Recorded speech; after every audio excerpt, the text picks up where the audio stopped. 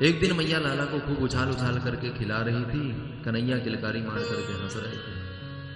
जैसे ही मैया खिलाबो बंद कर दे, लाला रोनी जैसी शकल बना ले। मैया ने विचार किया, कब तक मैं ऐसे ही खिलाती रहूंगी, मेरे को घर के भी तो काम करने हैं। इतने में ही भगवान की नजर ऊपर पड़ी तो तृणावर्त नामक राक्षस आता दिखा, कंस का भेजा हुआ।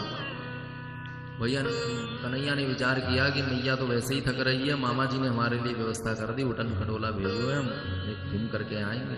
तो भगवान ने अपना वजन बढ़ावो प्रारंभ किया। मैया ने भगवान को स्तनपान कराया तो भगवान ने अपना इतना वजन बढ़ा लिया, इतना वजन बढ़ा लिया कि मैया को लगे न जाने कितना भारी हो गया मेरा छोरा। पहले तो इतना भारी कभी लगा नहीं। मैया ने विचार किया कि इतनी देर से बैठी बैठी दूध पिला रही हूं तो इसका वजन बढ़ गया होगा। अब बताओ, दूध पिलाने से कोई वजन बढ़ता है? तो मैया को बात जम गई। तो मैया ने कन्हैया को आंगन में उतार दिया और बोले, लाला तू थोड़ी देर खेल कूद करके दूध को पचा ले, उसके बाद गोद में ले लूंगी। ऐसा कह करके मैया तो घर के काम में लग गई और तृणावत बवंडर बनाता हुआ आता है ना कभी कभी तूफान के रूप में, वो आया, कन्हैया को उठा करके ले गया।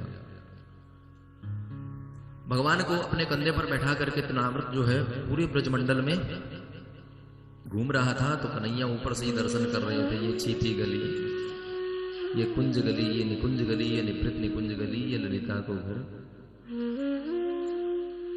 भगवान का वजन जैसे ही बढ़ने लगा तो तृणावर्त ने विचार किया, कहीं मैं जल्दी जल्दी में नंद के आंगन से कोई काला पत्थर तो नहीं उठा लाया, क्योंकि भगवान लगते भी काले काले ही थे। तो बार बार मुड़ मुड़ करके देखता भी जा रहा है और उसको विस्मय भी हो रहा है। भगवान ने मन ही मन हंसते हुए विचार किया कि मेरे भक्त जो हैं पत्थर में भी मेरे को देखते हैं, और ये इतना महामूर्ख है कि हमको उठा करके लाया तो भी पत्थर ही समझ रहा है। तो इस पत्थर जैसी बुद्धि वाले का सर पत्थर पे ही ले जा करके पटकूं, तब जा करके इसका कल्याण होगा। तो तमंतरिक्षात् पतितं शिलायां विशीर्ण सर्वावयवं करालम्। ले जा करके पत्थर पर ही उसका सर पटका कि गोविंदाय नमो नमः। छटपटाता हुआ धम से तृणावत पत्थर पर आकर के पड़ा तो पड़ते उसका प्राणांत हो गया, तूफान शांत हो गया। मैया दौड़ करके बाहर आई, बाहर आकर के देखा तो लपक करके लाला को गोद में उठा लिया। मैया विचार करने लगी, अब मुंह को पक्को विश्वास हो गए हो, कोई काऊ को ना मारे, पापी अपने पाप से खुद ही मर जाए। बताओ, लाला को जन्म हुए दिन ना बीते, रोज कोई ना कोई आफत आ जाए और अपने आप ही मर जाए महाराज, पापी अपने पाप से ही मर जाए। ऐसे मन में समझाती हुई मैया को लाला को घर ले आई।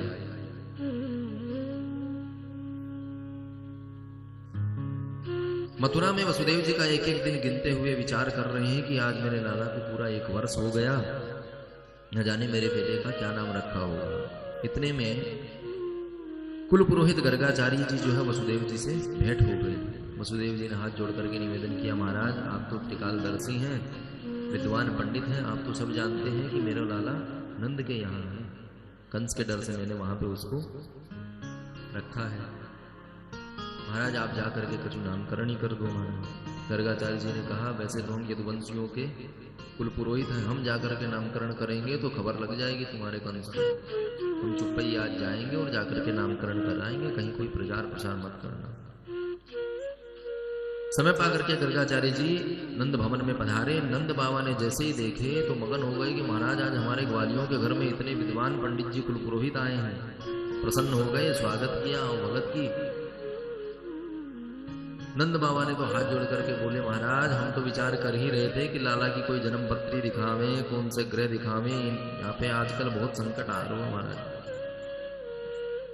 गर्गाचार्य जी बोले, जब लाला पे इतना संकट आ रहा है तो नाम बता, नाम होगा तभी तो राशि पतरा कुछ देखे भाई। नंद बाबा बोले, बाबा जी अभी तक नाम तो हमने कुछ धरो ही ना है। बोले, नंद बाबा 1 साल को लाला हो गए हो, आजकल तो जयपुर वाले शादी से पहले ही नाम धरवे लगे, और मथुरा इतना पीछे चल रहा है, गोकुल मथुरा कैसे गाड़ पड़ेगी भाई। नंद बाबा हाथ जोड़ करके बोले, महाराज हम तो कछु जाने नहीं, गैया की सेवा करें, विद्वान आदमी आप ही मिले हो, आप ही धर दो। गर्गाचार्य जी बोले, हम हैं यदुवंशियों के महाराज, हमारे नाम धरने में कंस के पास खबर पहुंच गई तो सबसे पहला नंबर तुम्हारे लाला को ही आएगा, तो इसलिए कोई गुप्त स्थान हो वहां पे मैं तुम्हारे पुत्र का नामकरण करूं। नंद बाबा ने कहा महाराज अपनी गौशाला है ना, 9 लाख गैया है, वहां पे कोई नहीं पहुंच पाए, वहां चलिए। नंद बाबा गर्गाचार्य जी को तो गौशाला में विराजमान किया और घर पे जाकर के कहते हैं, अरे महर सुनती हो, बहुत भारी पंडित जी आए हैं,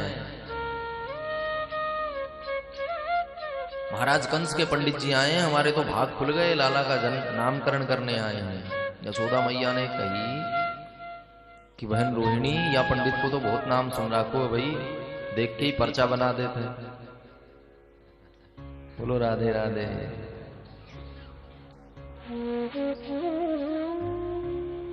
तो या पंडित की तो परीक्षा लेनी चाहिए भैया। रोहिणी मैया ने कहा बताओ क्या करें। बोले एक काम कर, तेरे लाला को मुझे दे दे, मेरे लाला तू ले ले, पक्को पंडित होगो तो देखते ही बता देंगे।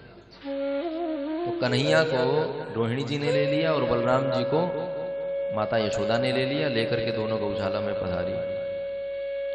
तो जैसे ही गौशाला में जाकर के गर्गाचार्य जी महाराज के सम्मुख गई, माताओं ने प्रणाम किया। बाबा ने नेत्र खोल करके सामने देखा तो रोहिणी मैया की गोद में यशोदा नंदन और यशोदा मैया की गोद में रोहिणी नंदन। बाबा पहचान गए। गर्गाचार्य जी ने यशोदा नंदन का दर्शन जैसे ही किया कि ध्याता ध्यान समाधि सब कुछ भूल गए, केवल भगवान कृष्ण को ही देखने लगे। पत्थर जैसी हालत हो गई। नंद बाबा और रोहिणी मैया यशोदा मैया ने सोचा कि महाराज बहुत बड़ी कोई जन्मपत्री देख रहे होंगे, कोई प्रश्न कुंडली बना रहे होंगे। पर जब बाबा को बैठे बैठे जब घंटों बीत गए तो मैया ने धीरे से रोहिणी से कहा, अरे बहन मुझे तो लगे या बाबा की सांसों ना चल रही। यशोदा जी ने कहा, अरे मेरो ही घर मिलो या को कलंक लगावे को, इतनो बड़ो पंडित हमारे घर में मर जाएगो तो राजा जेल में नहीं डाल देगो। धीरे से आवाज लगाई, महाराज जी हो तो आए, देह तो महाराज जी का था, ध्यान तो लग गया पर ब्रह्म परमेश्वर में। कान के पास जाकर के बोली, महाराज जी सुनते हो? महाराज जी हड़बड़ा करके जग गए। अरे बोले क्या हो गया? बोले हाँ हमने सोच लिया। बोले क्या सोच लिया? बोले तेरे लाला को नाम सोच रही। बोले महाराज जी ऐसे नाम सोचो जाए, हम तो कछु आपका ही कछु और ही सोच रहे कि आपका नाम लिखवाना पड़ेगा चिट्ठी में। बोलो राधे राधे। बोले नहीं मैया, तेरो लाला जो है ना, यहाँ की मुझे अल्टा पलटी सी लग रही है भैया। मैया ने रोहिणी जी की ओर देखा कि भैया पंडित तो पक्को है। बोले नहीं महाराज, ये हम बहनों जैसे ही रहे तो किसी में भेद नहीं रखे, दोनों एक ही माया है, आप तो नाम बता दो बढ़िया से। गर्गाचार्य जी कहते हैं, मैया ये जो बड़ो वालो लड़का है ये बहुत भारी बलवान निकसे को। पहले नामकरण जो होते थे वो स्थिति देख करके होते थे, बालक के गुण कैसे हैं। परीक्षित जी का जब नामकरण हुआ तो परीक्षित जी जन्म के समय चारों तरफ वही गर्भ में भगवान ने जो रक्षा की उन्हीं का आकलन कर रहे थे कि वो मुरली वाले कहाँ मिलेंगे। तो जब चारों दिशाओं में परीक्षण किया तो उनका नाम विष्णुनाथ था। नाम कुंडली के हिसाब से तो विष्णुनाथ था, पर उनके गुण को देख करके उनका नाम हुआ परीक्षित। गर्गाचार्य जी कहते हैं, मैया इनमें आकर्षण अत्यधिक है, इसलिए इनका नाम होगा कृष्ण। तो महाराज इस नाम का अर्थ क्या होगा? बोले कर सहती कृष्ण है, जिसको देखते ही अपने जाल में फंसा ले। आकर्षण इतना भयंकर है कि भगवान कृष्ण को एक बार देखने के बाद नजर हटती ही नहीं। मैया ने बोली कि भैया इतना खतरनाक नाम हमसे तो जी भी पलटा नहीं खाओ। बाबा जी को प्रणाम किया, दोनों बहनें अपने घर आ गई। घर आकर के मैया ने भगवान कृष्ण का नाम रख दिया कनवा और बलराम जी का नाम रख दिया बलवा। जितनो छोटो नाम उतनो ही बोलने में आराम। कृष्ण बोलवे में जी भी पलटा खा जाए महाराज। प्राय भले भले जो पढ़े लिखे लोग हैं उनसे कृष्ण नहीं बोला जाता, किसन किसन कहते हुए नजर आते। तो दोनों ने नाम बदल लिया। इस प्रकार भगवान की उस दिव्य छटा का दर्शन करते हुए गर्गाचार्य जी भी